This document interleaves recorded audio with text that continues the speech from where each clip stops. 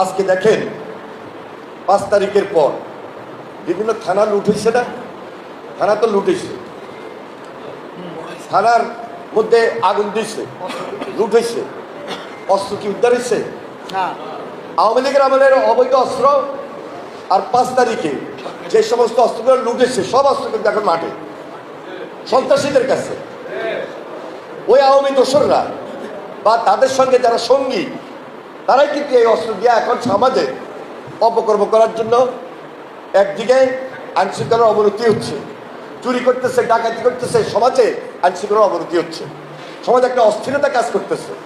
এই জন্য এই সরকারকে, এই অন্তর্বর্তীকালীন সরকারকে বারবার বলছি, এখনো বলি যে আইনশৃঙ্খলার উন্নয়নের স্বার্থে আপনাদের আরও বেশি সজাগ হইতে হবে। এবং যদি খুব সহসা স্বরাষ্ট্র মন্ত্রণালয় থেকে, সরকার থেকে কর্মসূচি দিয়ে অস্ত্র যদি উদ্ধার না করা হয় তাহলে এই দেশে হানাহানি বাড়বে, অস্থিরতা বাড়বে, আইনশৃঙ্খলা আরও অবনতি হবে। আমি সরকারকে বিশেষভাবে অনুরোধ করব যে অস্ত্র উদ্ধারে আপনারা দায়িত্ব নিয়ে আপনারা এই কাজটি করুন। এই কাজটি করার মধ্য দিয়ে সমাজের অস্থিরতা দূর করেন।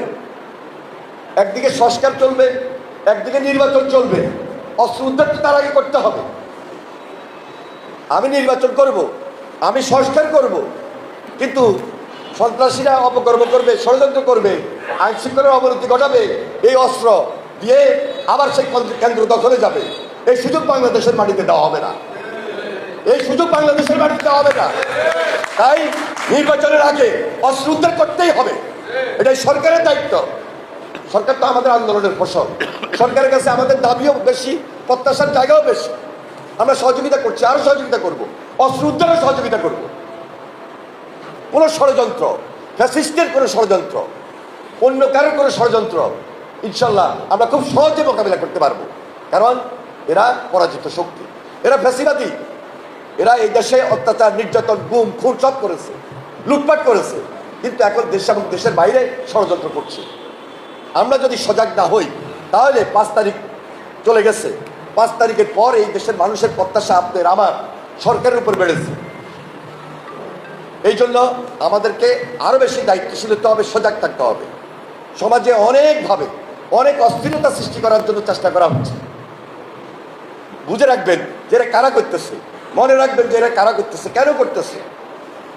করতেছে যে সমাজ যদি অস্থির হয় তাহলে দেশে একটা হানাহানি হবে, একটা অস্থিরতা বাড়বে, একটা ষড়যন্ত্রের মাধ্যমে একখান থেকে একখানে একজনের সঙ্গে একজনের মারামারি হবে, গন্ডগোল হবে, তাহলে আবার পরিস্থিতি অবনতি হবে, খারাপের দিকে যাবে, ভোট হবে না।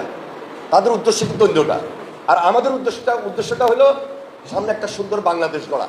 সুন্দর বাংলাদেশ গড়তে হলে এই ষড়যন্ত্র মোকাবেলা করে আমাদেরকে সুদৃঢ় ঐক্যের মধ্যে থেকে, সজাগ এবং সতর্ক থেকে পরিস্থিতিটাকে শান্ত রেখে আগামী